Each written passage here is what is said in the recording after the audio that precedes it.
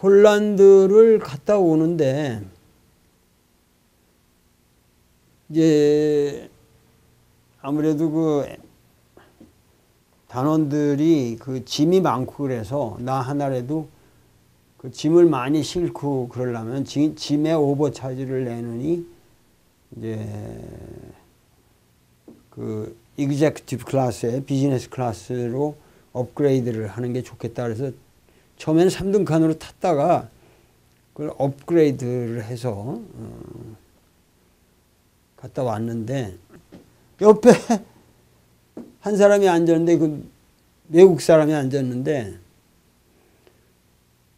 난 처음에 미국인인 줄 알았어요. 근데 왜냐면 생긴 게 완벽하게 그 리빙 라스베가스라는 영화에 나오는 니콜라스 케이지하고 구분이 안 갈 정도로 똑같아요. 그래서 난 니콜라스 케이지가 여기 앉았나 그런데 그 스튜어데스하고 얘기를 하는 거 보니까 독일 말을 완벽하게 하더라도 독일인이더라고. 근데 이게 키가 너무 커가지고 그거 이렇게 쭉 피면 우리는 뭐 충분히 남는데 그 좁아가지고 이렇게 오그리고 자더라고. 오그리고 그게 한 뭐 지금 한 1m 95 이상 되는 사람인 것 같아요. 근데 옆에 앉아가지고 처음에 딱 앉아있는데 옆에 앉아있는데 난 뭐 처음에 뭐 말을 걸기도 뭐하고 그래서 있는데 왜냐면 앉아가지고 계속 책을 펼치고 있는데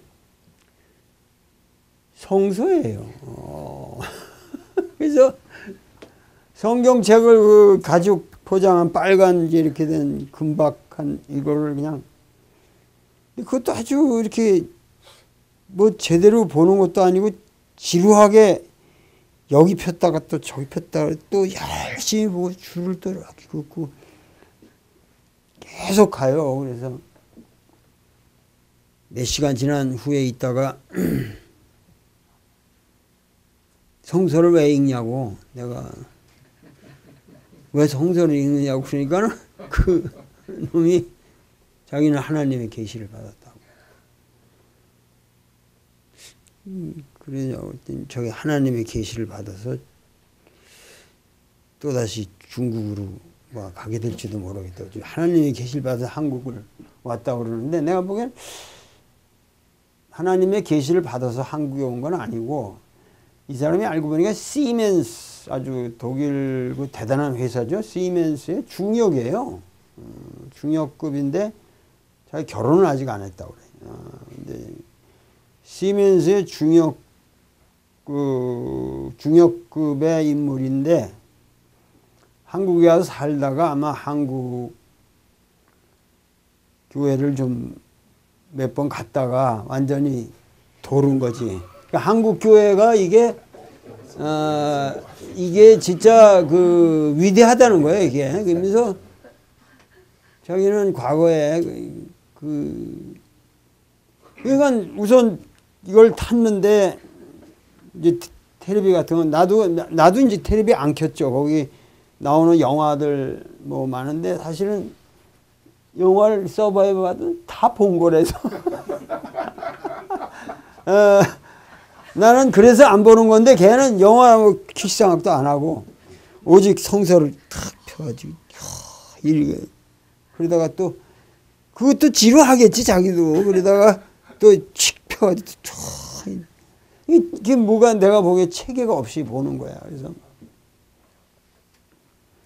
그때 나보고 뭘 하니? 자기 그래서 내가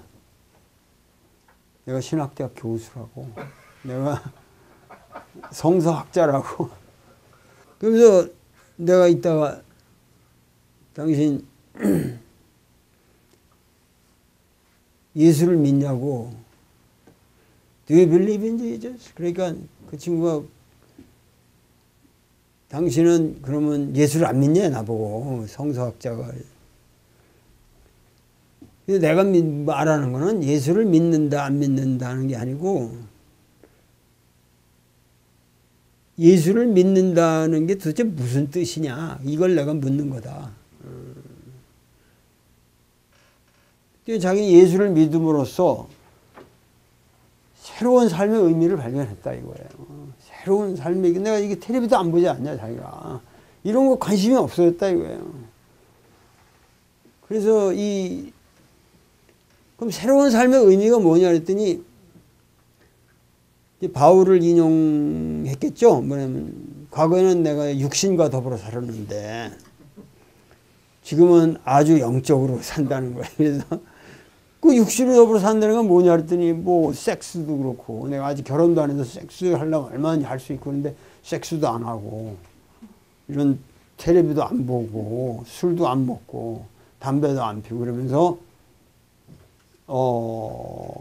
뭔가 이렇게 영적인 의미를 찾는 그런 건강한 삶을 살고 있다. 그런데 실제로 자기의 삶이 건강해졌다 이거예요. 그 한국 와서 교회를 가가지고 그렇게 건강한 사람이 됐으면 그냥 박수 친다. 참 위대하다 당신. 사실 그 참 재미있는 것이 기독교를 그들이 와서 한국에 전파했는데, 이제는 이제 우리가 서양 사람들을 이제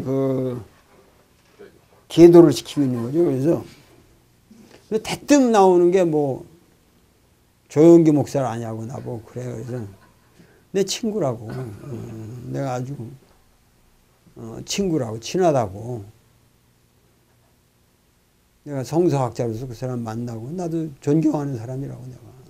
뭐 이러면서 얘기를 하면서, 근데 너 아까 내 말에 대답을 하지 않았지 않냐? 네 예수를 믿는다는 게 도대체 의미가 뭐냐? 그랬더니 또 반복을 하는 거지. 육신에서 자기가 벗어났다. 근데 육신에서 벗어난다는 게 솔직히 뭐냐? 육신에서 벗어난다는 게 우선 예수를 믿는다고 하면은 도대체 그 예수의 의미가 당신에게 있어야 될 거 아니냐. 그랬더니 이제 이 사람이 자꾸만 물으니까 이제 겁을 먹었는지 그 예수의 의미를 그럼 당신이 좀 나한테 가르쳐 줄 수 없냐고. 당신은 어떻게 생각하냐고 그래. 그래서 당신 날 믿냐고.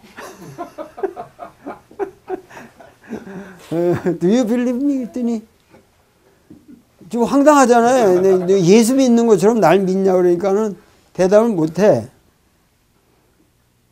당신이 나를 모르기 때문에 못 믿는 거다. 예수를 알려면 예수 우선 알아야 할 거 아니야.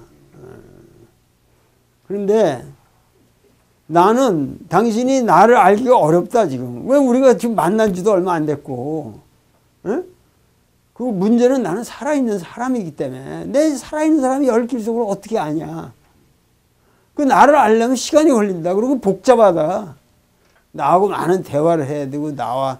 근데 그건 마찬가지로 예수가 만약에 당신에게 뭐라고 당신이 어떤 목사가 규정했든지 당신이 읽고 있는 성서가 예수는 이런 거다 하고 규정했다면 그 예수는 예수가 아니다. 그렇게 픽스된 하나의 실체로서의 예수는 저 인왕산에 있는 인수봉을 믿으라는 거는 똑같은 거 아니야. 네가 돌멩이를 믿는 건 아니지 않냐.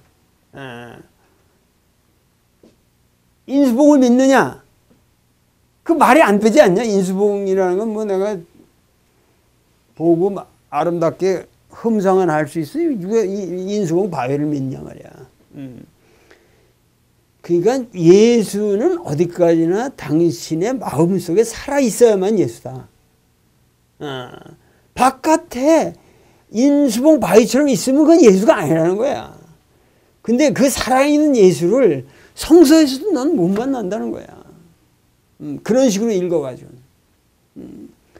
성서라는 것 자체가 얼마나 복잡한 문헌인데 그 생으로 읽어가지고 거기서 느끼는 몇 구절 가지고 예수가 알아지냐 말이야. 그럼 당신이 성서를 공부를 제대로 하든가. 그래서 그걸 주석을 보고 그 성서에 대한 연구가 지금 얼마나 독일 신학이 발달을 했는데 그런 사람들의 신학자들의 연구라든가 이런 걸 도움을 받아가면서 얘기를 해야지 한국에서 일요일 날 미친 듯이 발광하는 데 가가지고 한국에 갔더니 뭐 중국 기독교인들이랑 일본 기독교인들이 모였는데 대적하지도 않고 서로 그냥 할렐루야 외치면서 눈물 흘리는데 자기가 막 같이 울었다 이런 거야. 감동이 온다는 거야. 그래서 그거 얼마나 대단한 일이냐 이거야. 나치하고 유대인이 같이 그냥 막 우는 거 아니냐 이거야. 그래서 일본 유대인들은 일본 기독교인들은 내가 존중하지만 그런 거 가지고는 얘기가 안 되는 거다. 예수를 믿는다는 것이 최소한 너 개인의 구원을 말하는 것이라면 개인의 구원에 있어서 불교가 훨씬 더 효율적일 거고 너 개인의 어떠한 그 구원을 말한다면은 그것은 뭐 무당을 만나도 무당에게서도 똑같은 그 구원을 얻을 수 있다. 근데 우리가 말하는 거는 네가 말했듯이 육신으로 죽는다고 한다면 그 육신으로 죽는다고 하는 것이 그 사도 바울 선생들대로 그 죽는다고 하는 것이 결국은 자기 희생을 통해서 뭔가 그 더불어 사회적인 그 어떠한 의미를 구현해내야지 너 인생에서 혼자 예수를 믿어서 어떠한 삶의 변화가 왔다는 것만으로 예수를 믿는다고 말할 수는 없다. 기독교의 궁극적인 의미는 십자가에 있는 것이다. 그런데 그 십자가의 의미를 너 나름대로 네 생에 있어서 영원히 추구해야 할 과제지 그 십자가의 의미가 고정되어 있는 건 아니다. 그래서 이제 끊임없이 네가 연구를 하고 생각을 하고 그러면서 내가 불트만 신학을 소개를 해주면서 불트만이라는 사람이 쓴 책들을 몇 개 소개해 주면서 독일어로 쉽게 읽을 수 있으니까 그런 거 한번 읽어보라. 그랬더니 이 사람이 하여튼 기독교 신앙에 관해서 나 같은 식으로 자기한테 얘기해 주는 사람을 처음 만났나 봐. 처음 만났어요. 그래서 그런데 그 수긍을 또 하더라고. 순진한 거야 사람이. 그 어떠한 제대로 가르쳐 주는 사람이 없었던 거라. 그냥 성성만 읽으려니까 죽으라고 읽고 있는 거야. 그래서 그 신앙이라고 하는 것은 일시적으로 고정된 너의 생각일 수가 없다. 왜냐하면 예수도 계속 살아있는 것이라고 한다면 네 가슴 속에서 예수도 변한다. 네가 지금 생각하는 그 예수만이 예수가 아니다. 예수가 살아있다면 그 예수도 네 살아있는 생명이기 때문에 변한다. 그래서 내가 끊임없이 마음을 열고 그 불교도하고도 대화를 하고 유교하고도 대화를 하고 당신네 위대한 신학자들도 읽고 이러면서 다양하게 인생을 한번 추구해 봐라. 그래서 내가 쭉 얘기를 해줬더니 참 존경스러운 분이라고 그러면서 자기가 자기 명함을 내밀고 뭐 일 있으면 연락해 달라고 그러고 뭐 그 상당히 그냥 아주 순박한 사람이에요. 그렇게 순박하게 이제 헤어졌는데 한국 사람 같으면 이제 막 그냥 달려들면서 나한테 뭐 네가 얼마나 아냐 그러면 그 정도 미쳤으면은 막 달려들 텐데 그렇지 않더라고. 사람이 순박하게 당신 말에 수긍한다는 거지 자기가. 수긍한다. 근데 내가 이제 말한 것이 그 예수는 고정된 실체가 아니다. 고정된 실체가 아니다. 막 이런 얘기를 했는데 우리가 시랍 철학을 논의하는 데 있어서 지난번에 그 신들림 엔시우지ազմ이라는, 그러니까 엔투시아스모스라고 하는 이 신이 들린다 하는 데에서 이제 엔누스 이성이 들린다. 그러니까 신이 들리는 상태의 그 광적인 박익한 상태에 대해서 그러한 방식으로 인간이 그 취함을 통해서 해방을 얻는다면 그거는 사실은 요즘 마리화나나 미국 사회에서 그 젊은이들이 드러그로 인해서 생기는 피해나 같은 피해가 바케 컬트에 있었다고 봐야죠. 디오니소스 축제라는 거 우리가 지금 니체는 걸 굉장히 찬양하지만은 니체의 찬양만 가지고 우리가 디오니소스를 말할 수는 없다는 얘기죠. 그 당시 굉장히 부작용이 많았던 거고, 거기에 대해서 플라톤이나 아리스토텔이나 다 이러한 사람들은 그러한 박익한 그러한 인간의 광란으로부터 어떻게 인간을 이성적으로 만드느냐. 그래서 모든 사람들이 신들리는 게 아니라 이성들림, 이성들림의 사회, 이성이 들리는 그러한 것이 소위 소피아를 사랑하는 필로소피아의 하나의 그 소이연이었다, 목적이었다는 거죠. 왜 필로소피를 말하게 되냐, 히랍인들이 필로소피를 말하는 것은 결국 이성적으로 살자. 그러니까 그것이 아리스토텔레스에 있어서 그 뭐라 그럴까, 관상적인 삶, 테오리아라고 하는 그런 걸로 나타났다고 우리가 볼 수 있는데, 지금 그 우리나라에서 지금 히랍 철학에 가장 그 집요하게 대작을 내고 있는 학자가 한 분이 있죠. 박종현 선생이라고 그 서울대학 철학과에서 공부를 지독하게 하셨는데, 아주 히랍어를 제대로 공부를 하고 히랍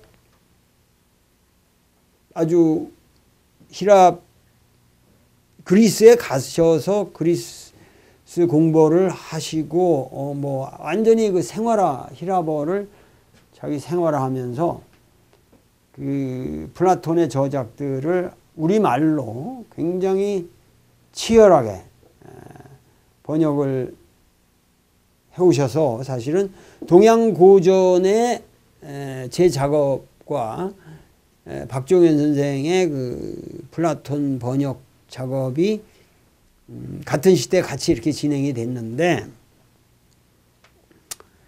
그 양반이 그 낸 책 중에서 이건 내가 소개해드릴 만한 책인데, 서광사에서 나온 건데, 헬라스 사상의 심층이라고 하는 이 책은 뭔가 그 우리나라 사람이 외국 그 히랍 철학자들의 그 외국인들이, 그러니까 소위 본령이라고 하는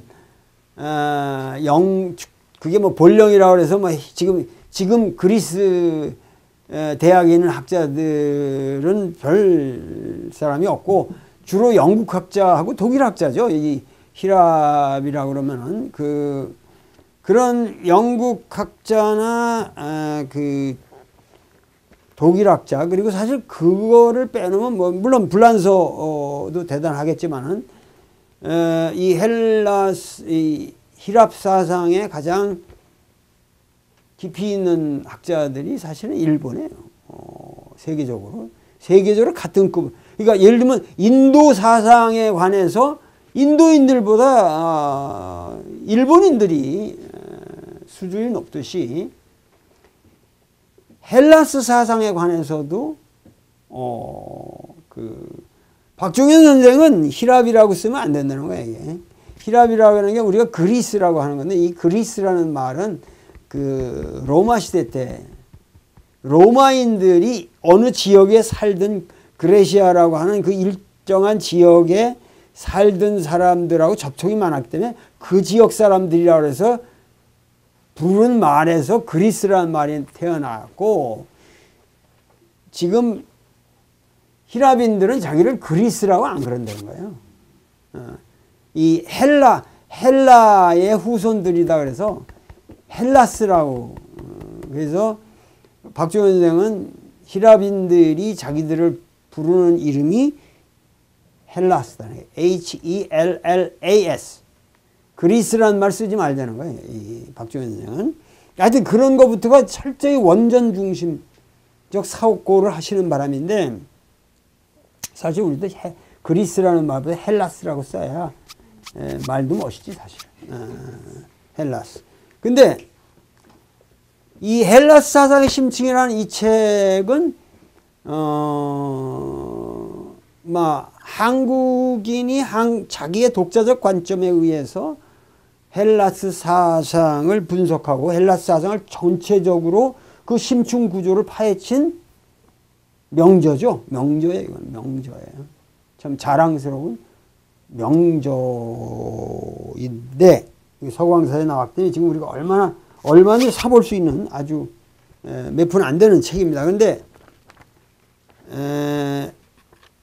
박종현 선생님의 특징이 뭐냐면은 원전에 너무 충실하다 보니까 그 한국말이 좀 이해하기가 어려워요. 이 양반이 한국말을 못한다는 게 아니라 문장도 굉장히 잘 쓰시는 분인데, 그 일반인들이 읽기에 상당히 고통스러운 스타일이에요. 그러나 명료하지 않지는 않습니다. 상당히 명료하게 쓰시는 분인데, 일반인들이 읽기에는 괴로운 책일 거예요. 아마 이런 책들이 일반인들이 읽기에는 좀 괴로운 책일 거예요. 근데 이 책이 나오면서 내가 이제 중용에 대한 책을 내고 뭐 이러고 하면서 내가 이제 아리스토텔레스를 상당히 비판하고 있는데, 모르겠어요. 이 양반은 그런 말 전혀 안 하지만은 그런 데 대한 이제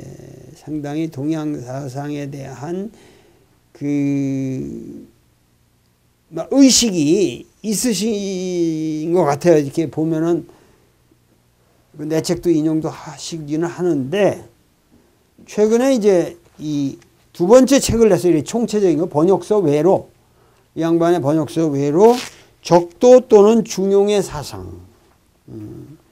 적도. 이 적도라는 게 도에 맞는다는 거예요. 도에 맞는다. 적도 또는 중용의 사상이라는 이 책을 내셨는데, 하여튼 이 박종현 선생의 이 두 책은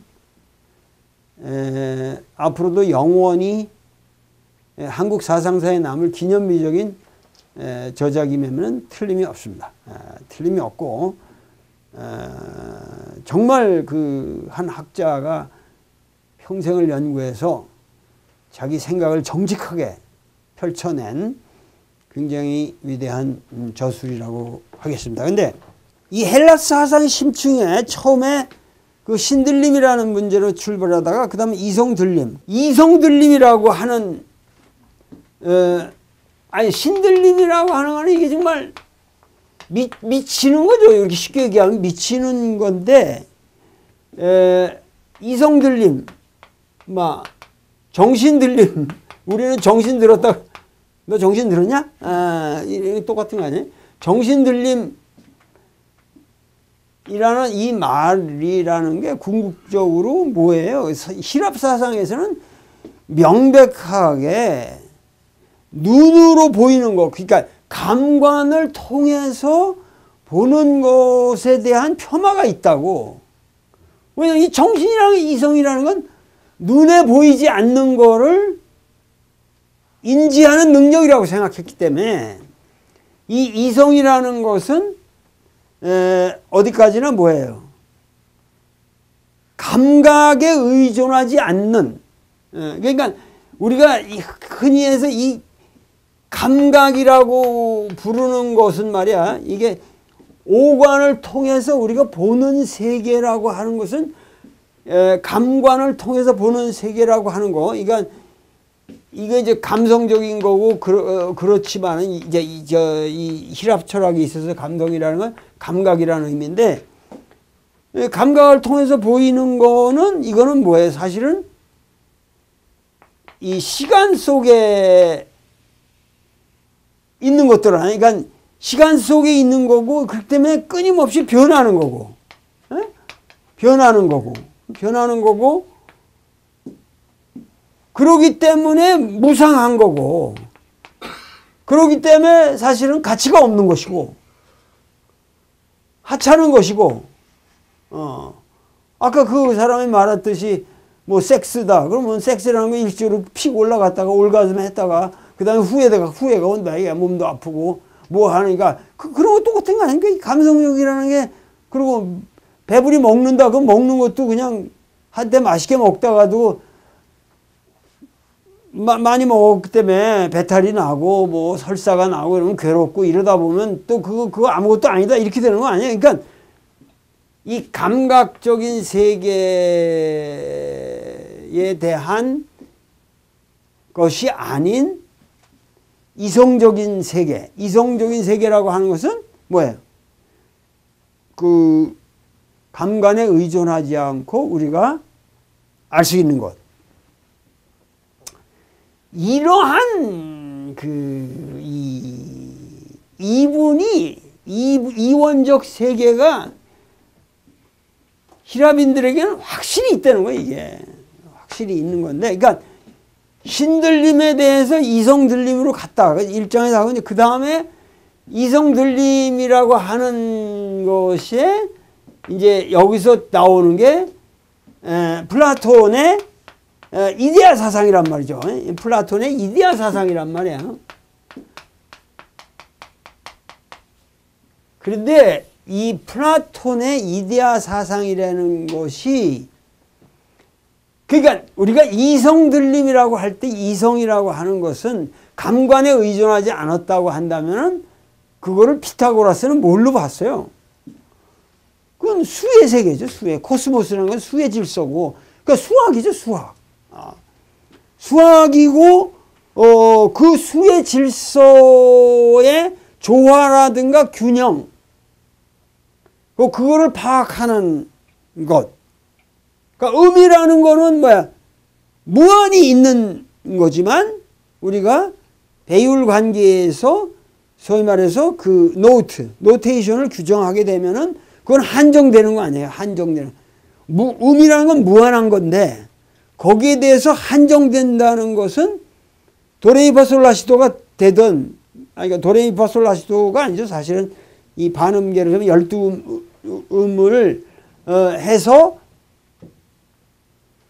그거를 갖다가 이 배열을 하면서 거기서 그 유한한 세계의 질서 속에서 세계를 바라본단 말이죠. 그러니까 이 수에 대해서 피타고라스도 그렇지만 플라톤도 그렇고 모든 히랍 사상에서 이 양반이 얘기하는 거 보면 한정되지 않은 것.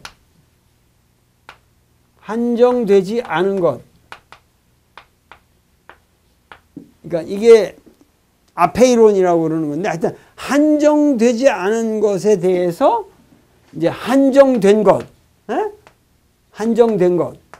그러니까 이것이 항상 그 모든 사물의 핵심이라는 거예요. 그러니까 한정을 함으로써 우리가 질서를 만드는 거죠. 만드는 건데 그 질서는 이 토메트리온이라고 해서 이런 어떤 미터를 갖는 거죠. 미터잖아요. 우리가 미터라는 게 그런 메타의 눈금이 있듯이 세계가 그런 질서, 수의 질서로 돼 있다. 그러니까 이제 그 소위 말해서 그야말로 유크리트 기하과 같이 말이지. 그 무슨 공리라든가 이런 걸 만들어 놓은 거는 사실 감관에 의존하지 않고 공리들에 의해서 이 전개되는 거 아니에요. 연역적으로 전개되는 거고, 그렇기 때문에 그 이데아론으로 가면은 이것이 이데아라는 것이 이제 소위 말해서 우리 형상과 진료라고 한다면 이 순수한 아이디얼 폼의 세계로 간다 이거죠. 이것이 이제 히랍 사상의 그 우리가 흔히 알고 있는 히랍 사상의 폼 앤 메타, 하나의 이 형식. 그러니까 형식이라는 말보다는 우리가 이제 형상이라는 말을 쓰는 것은 우리 철학에서 쓰는 형상이라고 하는 것은 감관적인 것이 아닌 수학적으로 파악하는 것이죠. 이성적으로 파악하는 질서인데, 이제 이 양반이 주장하는 것은 뭐냐면은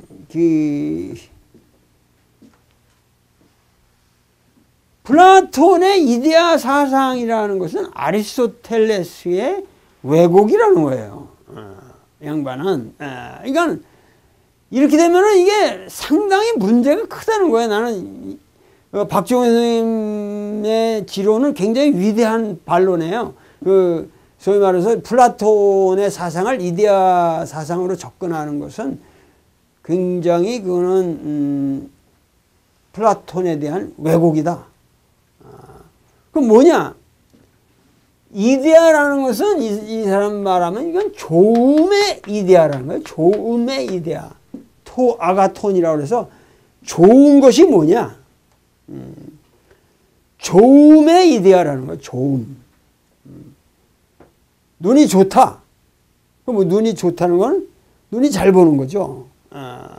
에르곤. 그 업무를 수행하고 이러는데 그러니까 눈을 잘 보듯이 눈이 듣지는 못하잖아요. 눈은 눈에 조음이 있잖아요. 귀는 귀에 조음이 있고, 그런 식으로 예를 들면 정치가는 정치가의 조음이 뭐냐? 정치가의 에르곤, 그의 임무가 뭐냐? 뭐 사장은 사장 나름대로의 조음이 있잖아요. 조음. 그러니까 이 조음의 이데아라는 게 조음의 이데아라는 거예요. 이제 한마디로 말하면은 이 박정현 선생님의 그 아주 치열한 서지학자로서의 입장이라는 것은 플라톤은 조음의 이데아를 말했지 딴 이데아를 말한 게 아니라는 거예요. 근데 조음의 이데아는 뭐냐? 그거는 중용이라는 거지. 모든 사태에서 그 한정되지 않은 것은 양극단으로 치우치는 거 아니에요, 이렇게. 그러니까 우리가 몸이라는 게 한정되지 않은 온도 자체를 한정되지 않은 거로 보면 내 몸이 100도로 갈 수도 있고 영하 100도로 갈 수 있다 이거예요. 그렇게 가면 죽는 거지. 그러니까 인간이 한정되는 범위가 그 온도가 기껏해야 아주 맥시멈 45도에서 한 20도 사이에서만 인간은 극한에서 사는 거예요. 근데 이것도 이제 못 견디는 거지. 그러나 인간의 몸은 요 한정이 있다는 거예요. 여기 한정된 것이라고 하는 것이. 그러면은 이 사이에서 36도 정도를 계속 유지한다는 게 그게 중용이라는 거예요. 그게 가장 적합한 그 상태를 어떻게 유지하느냐. 히랍인들은 포도주를 그 포도주 원액으로 먹는 적이 없다는 거예요. 포도주 원액으로 먹으면은 미친다고 생각을 했대요. 그래서 어떤 미친놈들을 말할 때도 저 새끼 그 포도주를 그냥 스키티아식으로 처먹는 새끼다. 뭐 그러니까 원액을 먹는 그게 미친놈이라는 얘기야. 그러니까 포도주를 반드시 그 크라테르라는 그 희석용 용기에다 넣고 그걸 어떻게 적당히 섞느냐. 그 중용의 적도, 그러니까 이 적도라는 게 우리 동양의 우리 중용사상하고 다르기 때문에 이건 적도라는 말을 쓰시는 건데, 그 적절하게 포도주 원액과 물을 그 일정한 비율, 로고스, 비율이라는 게 로고스라는 거 이때는 비율로 크라시스, 배합한다. 배합한다. 크라시스. 우리가 날씨도 어떻게 온도와 습도가 잘 적당하게 배합되냐에 따라서 날씨의 좋음의 이데아가 있고, 우리 건강도 뭐냐면 어떻게 하면은 뭐 혈액 담즙, 흑담즙, 점액 이런 히포크라테스가 말하는 그런 어떤 우리의 체질의 요소들이 어떻게 잘 섞여서 중용을 유지하느냐, 이게 건강의 최적 상태라고 보고, 이게 그 히랍 사상의 기본이다. 근데 날씨도 그렇고 포도주도 그렇고 포도주를 어떻게 이렇게 섞냐 이런 거, 그렇게 이데아를 말한다면 그 이데아는 사실은 수학적이고 이성적인 것이 아니라 사실은 우리로 친다면 감성적인 게 되는 거 아니에요. 그러니까 지금 내가 생각하기에 이 박종현 선생님이 그 주장하시는 이거가 히랍 원전을 보면 그게 깔려 있거든요. 쫙 있거든요. 뭐 틀림없이 있어요. 그런 사상들이. 그러나 궁극적으로 그 조음의 이데아를 이게 참 어려운 문제. 조음의 이데아를 그렇게 지금 중용으로 본다고 한다면, 적도를 본다고 한다면, 이 적도라는 것은 이데아일 수 없다는 거는 그 히랍 사상의 이데아라는 건 어디까지나 그 이성주의적인, 그러니까 이성의 이데아인데, 지금 이 양반이 말씀하시는 그 중용이나 적도는 진짜 이건 동양인으로 해석한 히랍 철학이라는 거지. 그러니까 여기에 나 사실 이 문제에 굉장한 나도 고민이 있어요. 그러니까 플라톤을 이런 식으로 얘기하면 그 감각적인 중용이라는 거지. 우리가 저 술을 타는 것이 수학적 계량으로 절대 안 되는 거 아니에요. 그 상황에 따라서 그게 비율이고 뭐고 다 변한다고. 날씨가 맺히고 이 사람의 얼굴 봐서 변해야 되고 술을 타는 우리나라 타는 도사들이라는 게 감각적으로 술을 그거 뭐 이게 믹스하고 그런 거 맞추는 거지. 그 사람이 무슨 수학적 이데아적 기하학적 사고가 발달해서 그거 따는 게 아니란 말이에요. 근데 이 양반은 그렇게 허무맹랑한 현상과 분리된 그런 이데아를 플라톤은 말하지 않아요. 그게 어떻게 철학일 수 있냐. 현실의 아테네인들에게 그러한 적도를 가진 중용의 삶을 실제로 살기 위한 철학이지.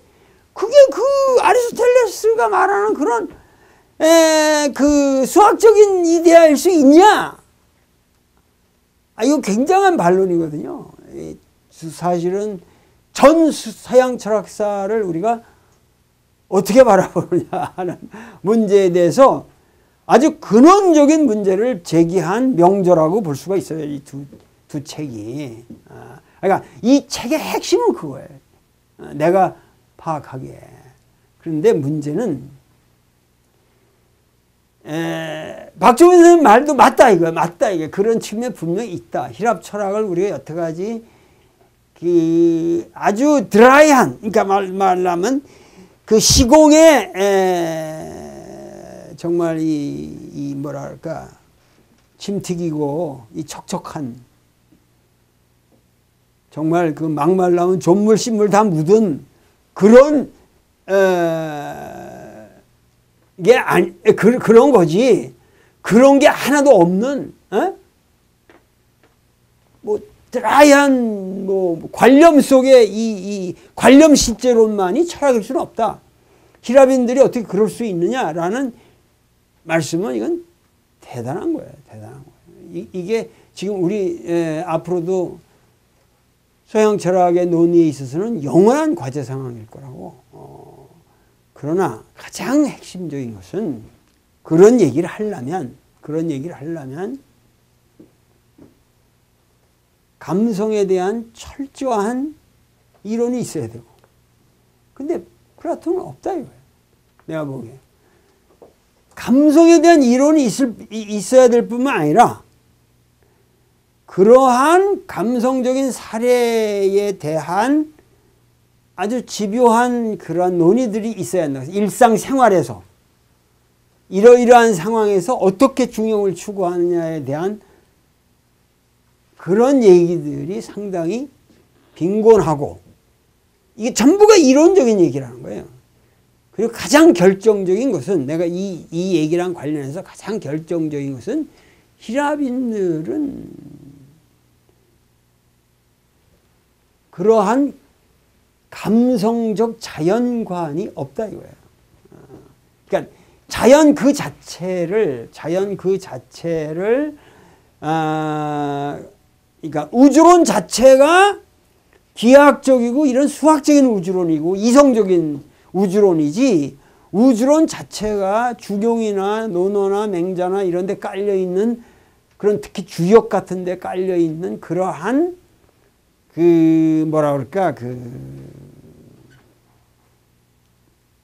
그야말로 우리가 일상적으로 느낄 수 있는 오묘한 자연의 진리 속에서 느껴지는 그러한 그 중용, 그 중용을 뒷받침하는 우주론이 히라베는 없다는 거예요. 히라베는 없다는 거예요.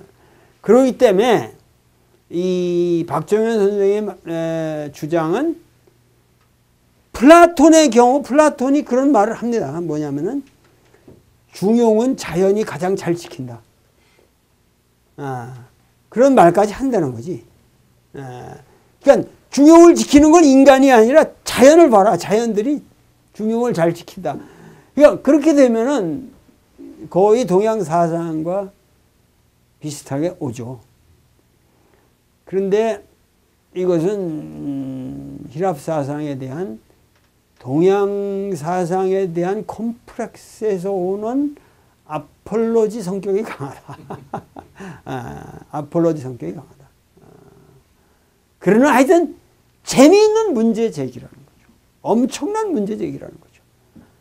지금 이러한 문제를 놓고 나만큼 박정현 선생님 저작을 놓고 나만큼 이렇게 정확하게 문제 제기할 사람이 아무도 없을 겁니다. 서양 철학 계열에서 과연 박정현 선생이 제기한 문제가 뭐냐는 걸 인식조차도 못할 거예요. 그러나 그렇다고 해서 플라톤의 이데아 자체를 순수한 감성적으로 이게 아니란 말이에요. 지금 감성과 이성이라고 하는 것이 근원적으로 구분이 없어야만 동양적 중용이 된다는 거예요. 내가 말하는 거는. 왜냐하면 동양의 중용은 그러한 것을 하나로 뭉뚱거린, 왜냐하면 바텐더가 술을 할 적에도 감각적인 것도 발달해야지만 또 다시 머리도 좋아야 하거든.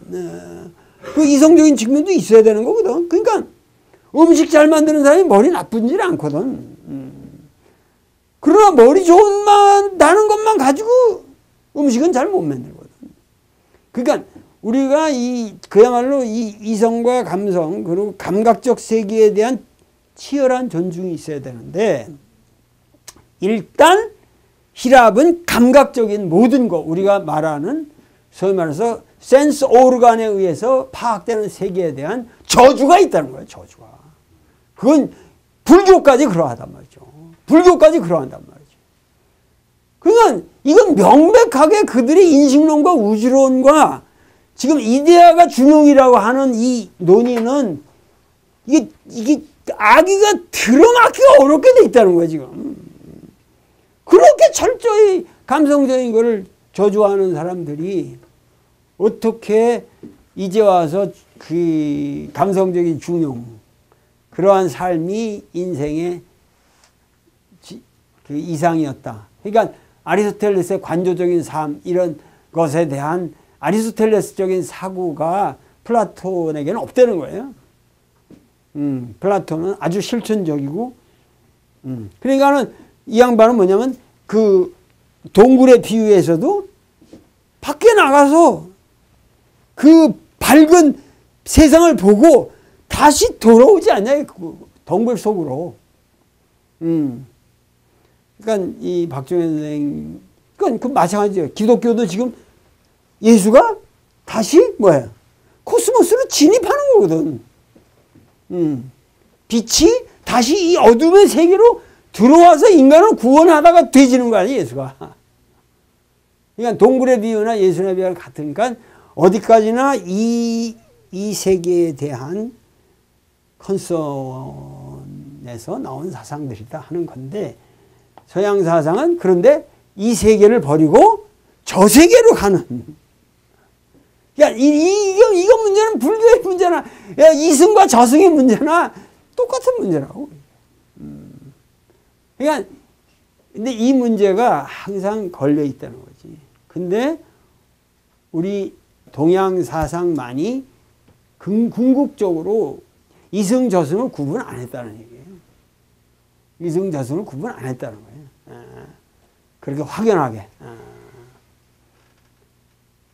하여튼 이러한 문제가 인류 사상에서 가장 근원적인 테마라고 하는 것을 여러분들이 오늘 제 강의와 더불어 너무도 이건 중요한 문제의식이기 때문에 여러분들이 오늘 어떻게 느끼셨는지 모르지만 아주 중요한 하나의 주제를 여러분께서 오늘 강의를 통해서 들으신 것이죠. 두고 고민해 보시기 바라겠습니다. 감사합니다.